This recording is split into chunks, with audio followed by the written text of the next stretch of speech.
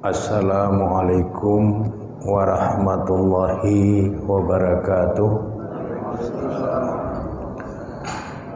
Alhamdulillah allazi khalaqal maut wal hayat liyabluwakum ayyukum ahsanu amala.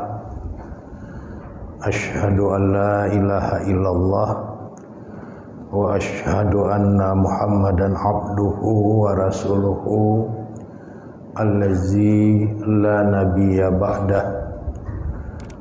Allahumma sholli ala Muhammad wa ala alihi wa ashabihi ajma'in. Radina billahi robba wa bil islami dina wa bi Muhammadin nabiyya wa rasulah. Amma ba, yang saya hormati bapak-bapak dan ibu-ibu jamaah Forum Komunikasi Keluarga Besar Perla 70 yang dirahmati oleh Allah Subhanahu wa taala. Puji dan syukur kita sampaikan kehadirat Allah Subhanahu wa taala yang telah menganugerahkan banyak nikmat di dalam kehidupan kita. Mudah-mudahan kita menjadi abdu syakur, hamba yang senantiasa mensyukuri semua nikmat yang telah Allah berikan.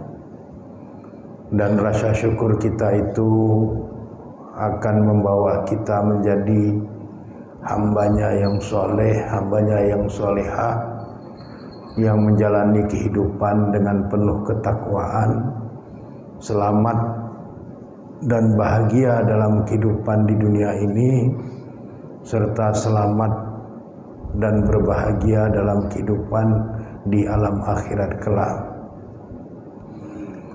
Selanjutnya selawat beriring salam tidak henti-hentinya kita mohonkan kepada Allah Subhanahu wa taala agar tercurahkan kepada Rasulnya Nabi Muhammad sallallahu alaihi wasallam beserta keluarga, para sahabat dan semua pengikut beliau yang setia hingga tegaknya hari berbangkit kelak. Demikian juga untuk seluruh para tabi'in, tabi'in, atba' tabi'in, ulama-ulama muktabar dari kalangan mutaqaddimin dan juga ulama-ulama muktabar dari kalangan mutaakhirin ila yaumiddin. Materi pengajian kita pada malam hari ini berkaitan dengan tuntunan Nabi sallallahu alaihi wasallam bagi para hamba yang sedang sakit sampai meninggal dunia. Di dalam kitab Fathul Bari, Imam Ibnu Hajar Al-Asqalani memberikan satu perhatian yang khusus berkaitan dengan bagaimana seorang hamba yang beriman apabila dia berada dalam keadaan sakit, yang kemudian sakitnya itu sampai membawa dia meninggal dunia. Maka ada tuntunan-tuntunan yang diberikan oleh Nabi sallallahu alaihi wasallam yang perlu untuk kita ketahui. Yang pertama, apabila seorang hamba Allah diuji oleh Allah dengan penyakit tertentu,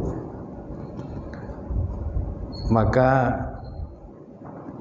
diajarkan oleh Nabi sallallahu alaihi wasallam agar hamba Allah yang bersangkutan itu bersabar. sebagaimana hadis yang diriwayatkan oleh Imam Bukhari dan Imam Tirmizi dari sahabat Suhaib.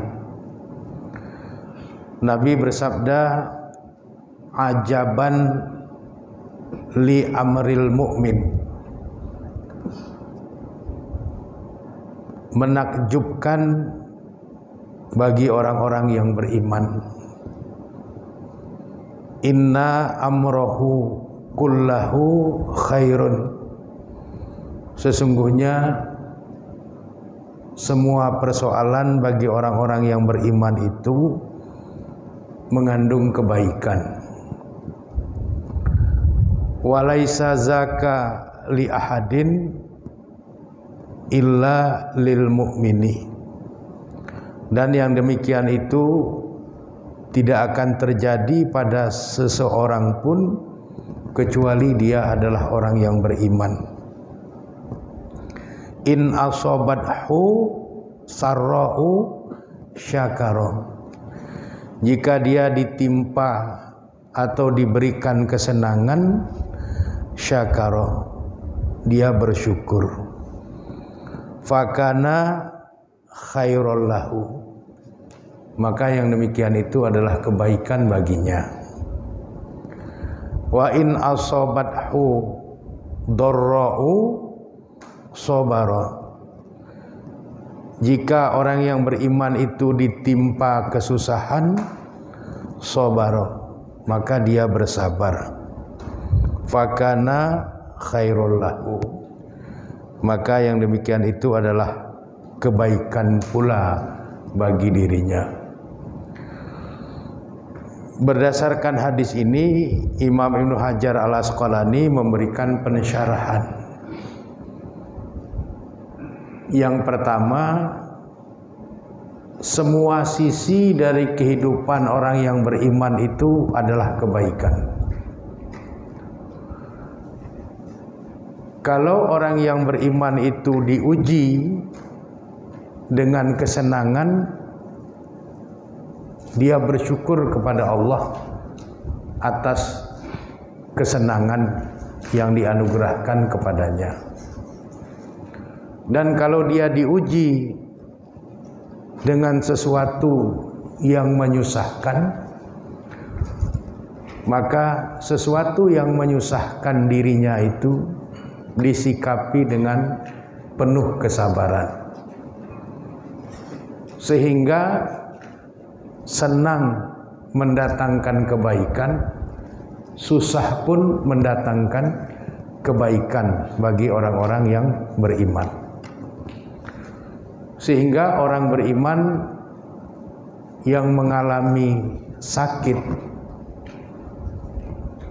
itu adalah orang beriman yang menerima sakit yang dideritanya itu dengan penuh kesabaran.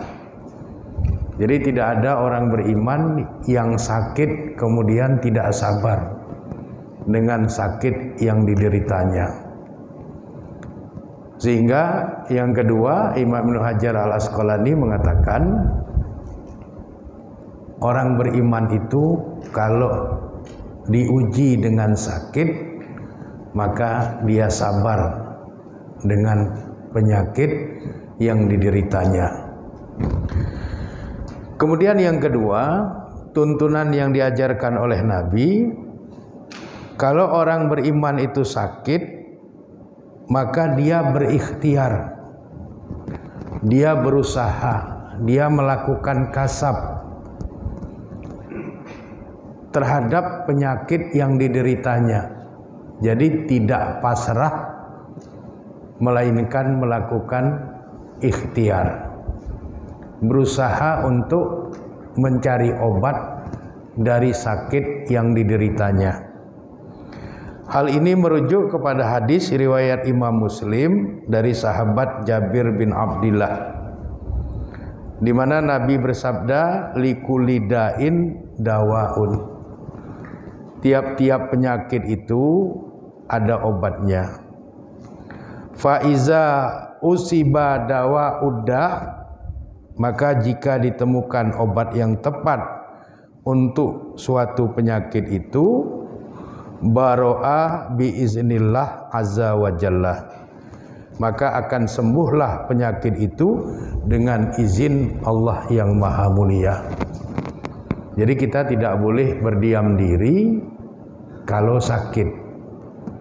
Harus ada ikhtiar untuk kita sembuh dari sakit. Dan tidak ada sakit yang tidak ada obatnya. Semua sakit itu ada obatnya. Di dalam hadis yang lain, Nabi menegaskan dengan kalimat istisna, pengecualian, yaitu al-maut, kalau sudah sampai kematian. Jadi sebelum sampai ajal, maka seberat apapun seseorang yang menderita sesuatu penyakit, maka peluang untuk sembuh itu tetap besar pada dirinya. Maka dia harus tetap berikhtiar untuk sembuh dari penyakit yang dideritanya. Ini tuntunan kedua yang diajarkan Nabi kalau seorang hamba Allah yang beriman mengalami cobaan sakit.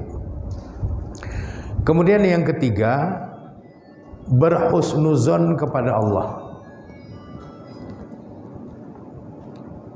Meskipun itu sakit,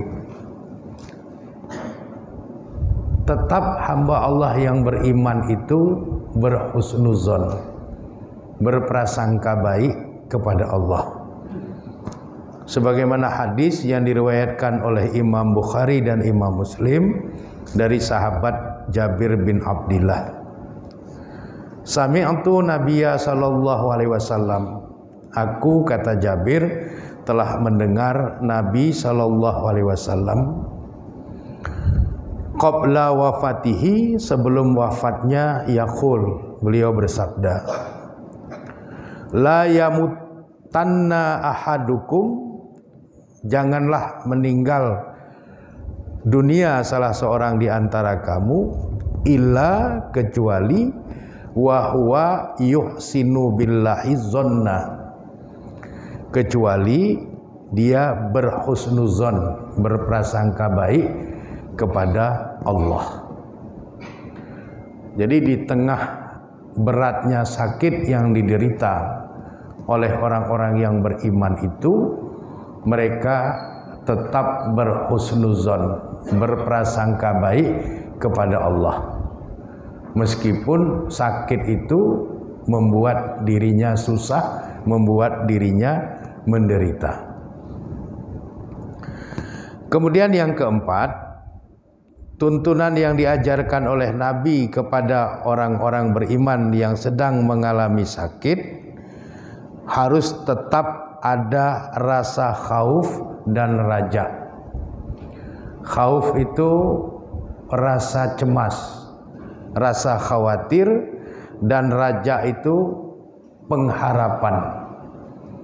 Jadi di tengah-tengah seorang hamba yang beriman itu sakit, ada kekhawatiran pada dirinya, namun sekaligus dia tetap berpengharapan kepada Allah. Imam Muslim melalui sahabat Anas bin Malik menjelaskan sebuah hadis. Anna Nabiyya sallallahu alaihi wasallam, adalah Nabi sallallahu alaihi wasallam, dakhala ala syab, masuk untuk membesuk seorang pemuda. Wa huwa fil maut, pemuda itu dia dalam keadaan menjelang kematiannya. Faqala, maka Nabi mengatakan kepada pemuda tadi, kaifa tajiduka, bagaimana perasaanmu? Qala, maka pemuda itu menjawab, wallahi ya Rasulullah, demi Allah wahai Rasulullah, inni arjullaha, sesungguhnya aku berharap kepada Allah, wa inni akhafu zunubi, dan sesungguhnya aku takut dengan dosa-dosaku. Faqala Rasulullah sallallahu alaihi wasallam, maka kemudian Rasul menjawab, la yajtami'ani fi qalbi abdin fi misli hazal mautini illa a'tahullahu. La yajtami'ani fi qalbi abdin, tidaklah berkumpul dua hal itu di dalam hati seorang hamba, fi misli hazal mautini, ya, pada peristiwa yang seperti ini, illa a'tahullahu, kecuali Allah akan memberikan kepadanya ma yarju wa amanahu, apa yang dia harapkan, dan Allah akan memberikan rasa aman mimma yakhafu, dari apa-apa yang dia takutkan atau dia khawatirkan. Jadi kalau kita sakit, yang tidak boleh hilang dari diri kita itu adalah harapan, roja, harapan untuk selalu mendapatkan kebaikan dan kasih sayang Allah. Dan tidak boleh hilang dari ingatan kita, kita takut kepada Allah. Barangkali kita ini memiliki banyak dosa-dosa. Kalau dalam kondisi seperti itu pada waktu kita sakit, lalu kita meninggal dunia dalam kondisi yang seperti itu, maka kata Nabi, Allah akan memberikan apa yang kita harapkan. Tadi kita berharap Allah menganugerahkan kasih sayangnya, menganugerahkan ampunannya untuk kita. Maka Allah akan mencurahkan kasih sayangnya, Allah akan mengampuni kesalahan-kesalahan kita. Dan bukan hanya itu, Allah akan memberikan rasa aman kepada kita, mimma yakhafu, dari apa-apa yang kita takutkan, dari apa-apa yang kita khawatirkan. Jadi kalau kita sakit, kita dituntun oleh Nabi agar dalam sakit kita itu kita terus berharap dan kita terus khawatir terhadap dosa-dosa kita, lalu kita berharap agar Allah mengampuni kita, mengasihi kita. Dan itulah yang akan kita dapatkan kalau dalam kondisi seperti itu kita meninggal dunia.